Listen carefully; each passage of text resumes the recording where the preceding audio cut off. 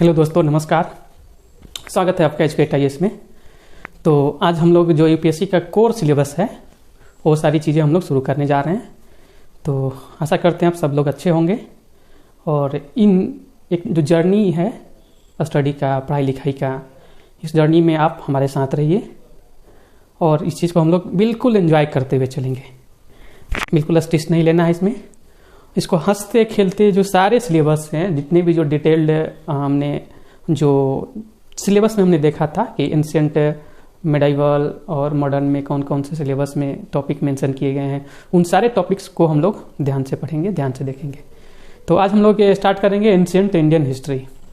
Ancient Indian history में चलिए देखते हैं क्या क्या इसमें पढ़ना है हम लोग को और ट्रेंड क्या रहा है प्रीवियस ईयर का, हम इसको कैसे पढ़ेंगे, हमारा पढ़ने का तरीका क्या होगा और किन किन जो रिसोर्सेज हैं, जो बुक्स हैं या जो टेक्स्ट बुक हैं, उनका हम लोग किन किन बुक्स का हम लोग रेफर करेंगे।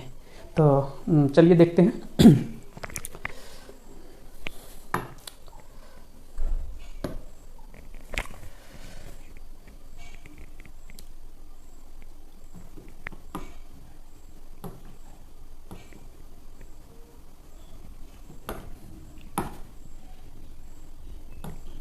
Ancient India.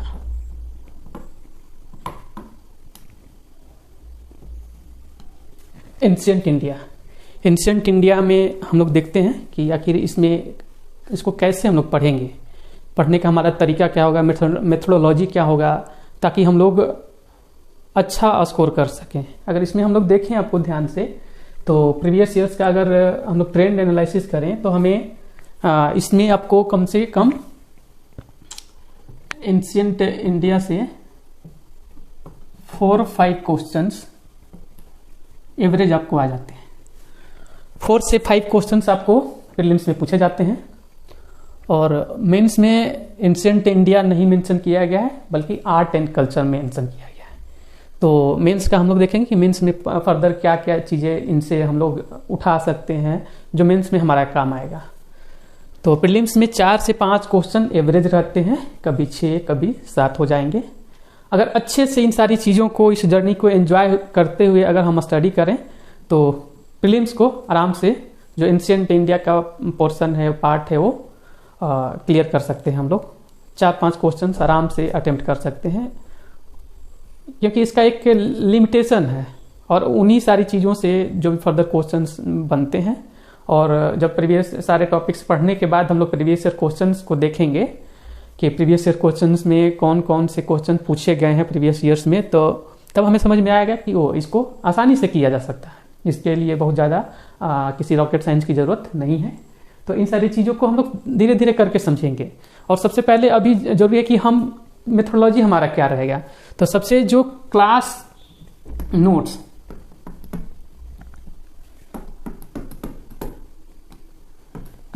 जो रहेगा, जो हम बोल रहे हैं, जो बोर्ड पे लिख रहे हैं, इसमें क्या क्या है।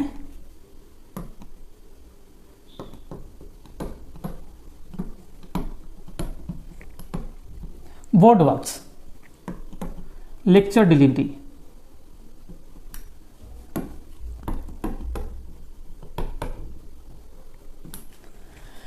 जो बोर्ड वर्क्स है यानी जो चीजें हम बोर्ड पे लिख रहे हैं, जो बोल रहे हैं, उन सारी चीजों को ध्यान से सुनना है और नोट डाउन करते जाना है।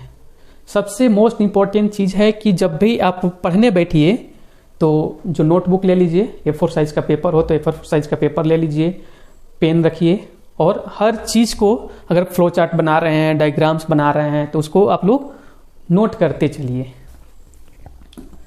इसमें अभी लैग आ रहा है, लेकिन धीरे धीरे करके हम यूज टू हो जाएंगे। अभी चूंकि पहला क्लास है इस डिजिटल इंटरेक्टिव पैनल पे, तो थोड़ा सा मुझे भी यूज टू होने में टाइम लगेगा। आप हो सकता है आप समझ सकते हैं इस बात को कि लिखने में थोड़ा सा लैग आ रहा है, तो इस चीज़ को हम लोग बजाते ध्यान रखेंगे। और तो लेक्चर डिलीवरी जो होगा, क्लास नोट्स मतलब जो क्लास हम अभी पढ़ा रहे हैं, जो क्लासेज हम ले रहे हैं, उसका नोट्स बनाते चलिए। जो बोर्ड पे लिखा जा रहा है, जो लेक्चर दिया जा रहा है, उसको भी ध्यान से सुनिए और नोट डाउन कहीं कॉर्नर में कर लीजिए, ठीक है। उसके बाद अगर हम लोग रिसोर्सेज की बात करें तो जो रेफरेंस बुक है,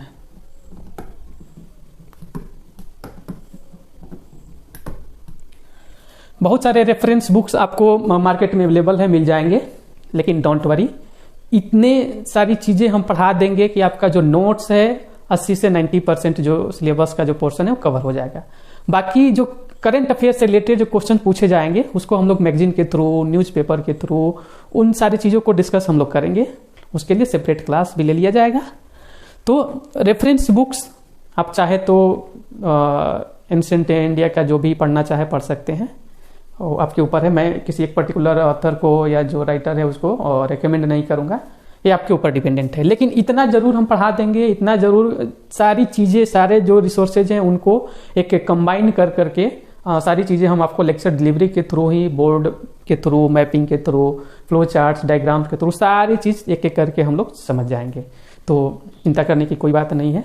बुक्स है तो ठीक है, नहीं है तो ठीक है, उसको बस एक रेफरेंस के रूप में रखिए कि हाँ आपके पास है, कहीं कोई डाउट हो तो फिर उस चीज़ को आप क्लियर कर सकिए, क्लियर पढ़ के समझ सके। नहीं समझ में आता है तो कमेंट बॉक्स में ये सारे वीडियोज आपको जो यूट्यूब पे अपलोड होंगे तो कमेंट बॉक्स में आप लिखिए कि आपके क्या डाउट्स हैं, या इससे रिलेटेड या कोई डाउट हो तो डाउट पूछिए, या मेरे लिए क्या सजेशंस है, मेरे लिए क्या फीडबैक है आपका, इन सारी चीज़ों को आप लोग जरूर देते ताकि हम फर्दर इम्प्रूवमेंट कर सकें। क्योंकि ये मेरा आप सबका एक इनिशिएटिव है, एक सोशल वर्क कह सकते हैं इसको, या एक सोशल इनिशिएटिव जो है हमने सोचा है कि जो पढ़ने पढ़ाने का जो काम है ये सबसे बेस्ट चीज़ है। इस चीज़ को आप भी समझ रहे होंगे और हम भी। तो यूपीएससी का जो सिलेबस है इसको अब हम किए हैं, और यूपीएससी के सिलेबस का हर एक पोर्शन को हम लोग धीरे धीरे करके कवर करते जाएंगे। तो आइए मेन टॉपिक पे आते हैं कि जो रेफरेंस बुक है, कोई भी एक बुक आप उठा लीजिए, उसको रेफर कर सकते हैं, या फिर आप टेक्स्ट बुक रखिए। टेक्स्ट बुक्स में क्या होगा, एनसीईआरटी 11th का,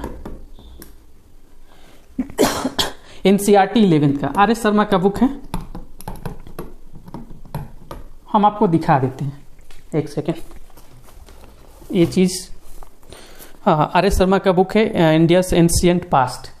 तो ये ओल्ड बुक है, इसको अगर चाहें तो आप एक डिक्शनरी के रूप में इस्तेमाल कर सकते हैं, यूज कर सकते हैं, और इस चीज़ को पढ़ सकते हैं आप लोग। अच्छा किताब है, एक बार दो बार तो आराम से पढ़ जाइए। बाकी जितना जो क्लास नोट्स बनते जा रहा है, जो लेक्चर होगा, आपके पास ऑप्शन है यूट्यूब पे स्टॉप करके उसको रिवाज करने का, स्पीड बढ़ाकर भी देख सकते हैं, स्पीड घटाकर भी देख सकते हैं, तो आपके पास ऑप्शन। लेकिन जो वर्ड वर्क्स हो रहा है उस चीज़ को नोट करते जाना है, ये बहुत इंपॉर्टेंट चीज़ हो जाएगा। और टेक्स्ट बुक में जो एनसीईआरटी का हम रेकमेंड करेंगे, क्योंकि ये गवर्नमेंट की बुक है और ये ऑथेंटिक सोर्स है, इसलिए इस चीज़ को हम लोग अगर आपके पास है अवेलेबल तो ले सकते हैं, नहीं है तो कोई बात नहीं। जो चीज़ें हम पढ़ाएंगे लगभग सारी चीज़ें इसमें मिल जाएगी आपको, और that will be more than sufficient. Okay, तो ये सारी चीज़ें हैं। मॉडर्न के लिए आप देख लीजिए, मॉडर्न के लिए जब मॉडर्न हम लोग स्टार्ट करेंगे तो मॉडर्न के लिए स्पेक्ट्रम का brief history of modern India, आज स्पेक्ट्रम का बुक हम लोग स्टार्ट करेंगे। जो मेडिवल पढ़ना स्टार्ट करेंगे तो सतीश चंद्रा का हिस्ट्री ऑफ मेडिवल इंडिया का जो बुक है, ये सारे के सारे एनसीईआरटी के बुक्स हैं। ठीक है, ये जो है जो आईपीएस उनका क्या नाम है, राजीव अहीर, जो आईपीएस है उनका लिखा हुआ किताब है।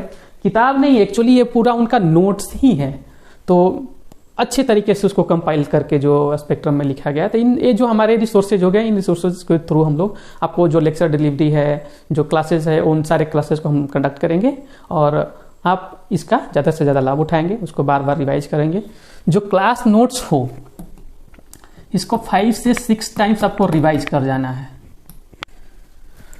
जो भी हम पढ़ाएंगे उसको 5 से 6 बार आप रिवाइज कीजिए। रेफरेंस जो टेक्स्ट बुक है 1 से 2 बार इसको पढ़ जाइए, और जो लेक्चर है, लेक्चर को जहां कहीं भी डाउट हो फिर से रिवाइंड करके उस चीज़ को आप डाउट अपना क्लियर कर सकते हैं। अगर नहीं है तो फिर आप कमेंट सेक्शन में लिखिए, उस चीज़ का हम निपटारा करेंगे। आपकी जितने भी जो फीडबैक होंगे, जो क्वेश्चंस होंगे, जो डाउट्स होंगे, उन सारे डाउट्स को क्लियर किया जाएगा। ठीक है, तो ये हमारे जो एंशिएंट इंडिया का ये रिसोर्सेज है, यानी किन किन स्रोतों से हम जो संसाधन यानी जो बुक्स है उन बुक्स से अध्ययन करने जा रहे हैं, और इसका हमें फर्दर क्या क्या फायदा होने वाला है। ठीक है, तो चलिए अब हम लोग एंशिएंट इंडिया का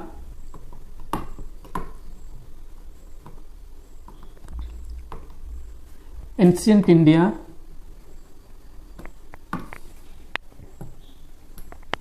एंशियंट इंडिया का सोर्सेज क्या क्या है। पहले एंशियंट इंडिया को हम लोग समझ लें कि आखिर एंशियंट प्राचीन इतिहास क्या है। प्राचीन इतिहास को किन किन स्रोतों से जाना जा सकता है और उसको फर्दर किन किन टॉपिक्स में या सब टॉपिक्स में डिवाइड किया गया है। ठीक है, तो सबसे पहला चीज हम अगर कोई है तो उसको पढ़ेंगे सोर्सेज,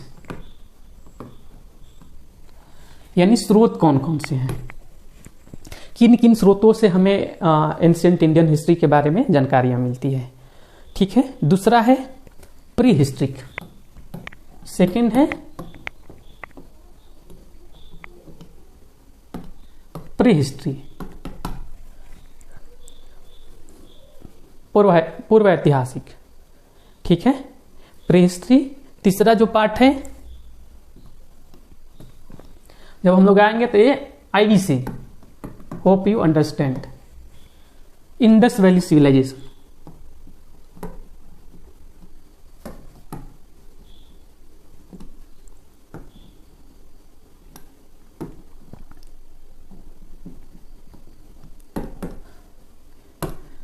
इंडस वैली सिविलाइजेशन अभी यूज टू होने में हमको थोड़ा टाइम लगेगा और लगना भी चाहिए, नया नया ये चीज है, हम लोग इसको समझने का प्रयास कर रहे हैं। इंडस वैली सिविलाइजेशन, और इसी को हम लोग हड़प्पन सिविलाइजेशन भी बोलते हैं।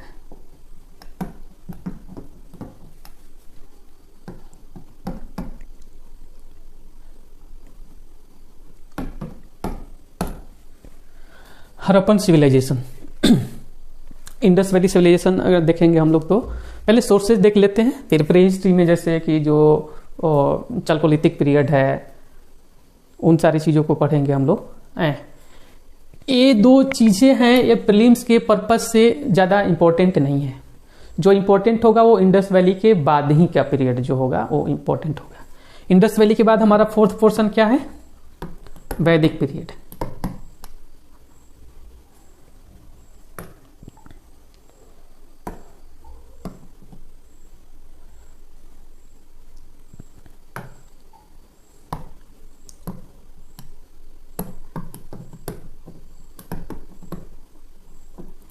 वैदिक पीरियड।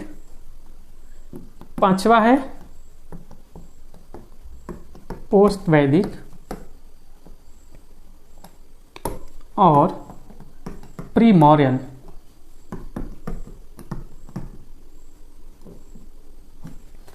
पोस्ट वैदिक और pre Mauryan.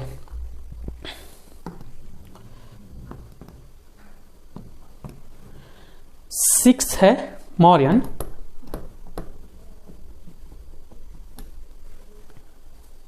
Mauryan period.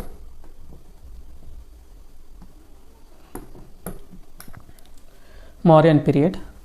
Seven है post Mauryan.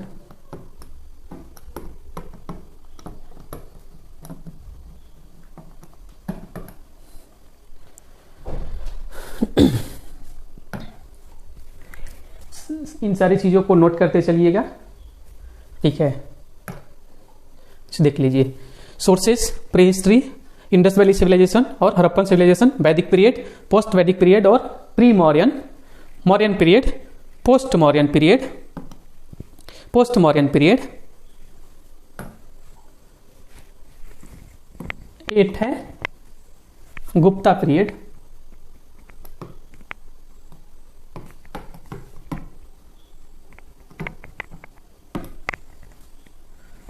Gupta period.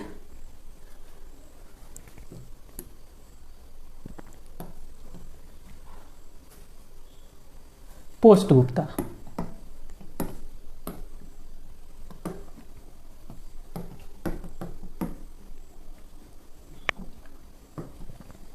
Post Gupta period. तो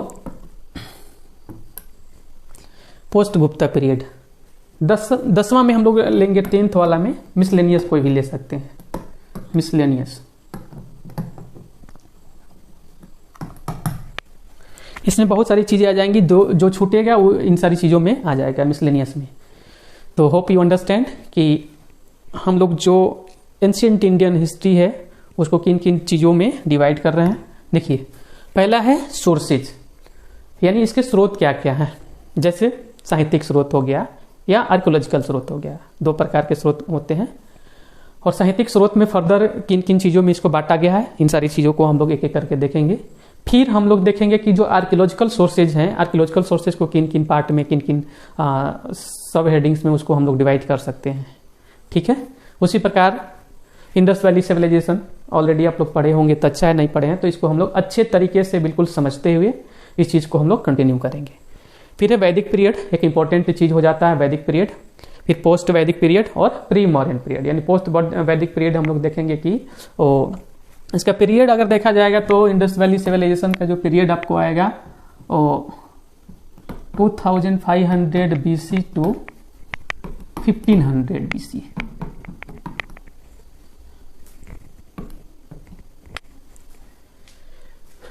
और इसका IBC हो गया 2500 BC टू 1500 BC। वैदिक पीरियड आपको 1500 BC टू 1000 BC।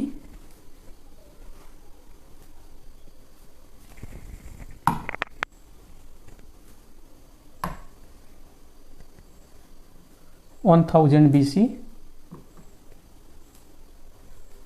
और जो पोस्ट वैदिक या प्री मॉडर्न है, पोस्ट वैदिक पीरियड हमारा 1000 BC टू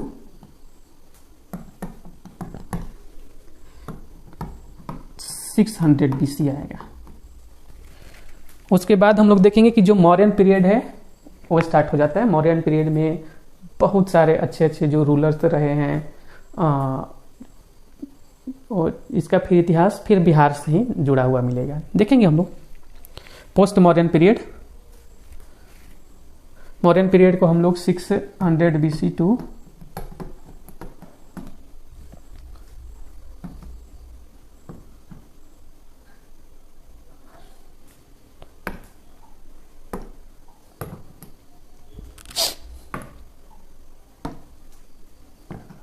185 BC। फिर पोस्ट मॉडर्न को 185 टू 1।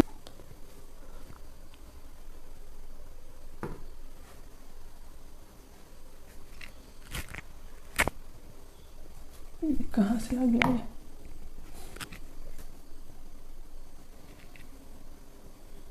हाँ, Gupta period, post Gupta period, miscellaneous. तो गुप्ता पीरियड भी हम लोग देखेंगे कि बहुत सारे जो एम्पेयरर्स आए हैं, बहुत सारे जो रूलर्स रहे हैं गुप्ता पीरियड में। फिर पोस्ट गुप्ता पीरियड और मिसलेनियस में जो सारी चीज़ें मिस कर जाएंगे हम लोग, वो मिसलेनियस में हम लोग पूरा कर लेंगे। तो चलिए नेक्स्ट पे हम लोग चलते हैं। नेक्स्ट सबसे पहला चीज़ हम लोग पढ़ेंगे वो है सोर्सेज। आखिर एंशिएंट इंडियन हिस्ट्री को पढ़ने के क्या क्या सोर्सेज अवेलेबल हैं हमारे पास, किन किन स्रोतों से हमें प्राचीन भारतीय इतिहास के बारे में जानकारियाँ मिलती है। What are all the sources available with us from which we are getting information about Indian history. ठीक है, एंशिएंट इंडियन हिस्ट्री। तो सोर्सेज, आप सारे लोग इस चीज़ को, जो भी डायग्राम फ्लो चार्ट बनेगा उस चीज़ को नोट करते चलेंगे। और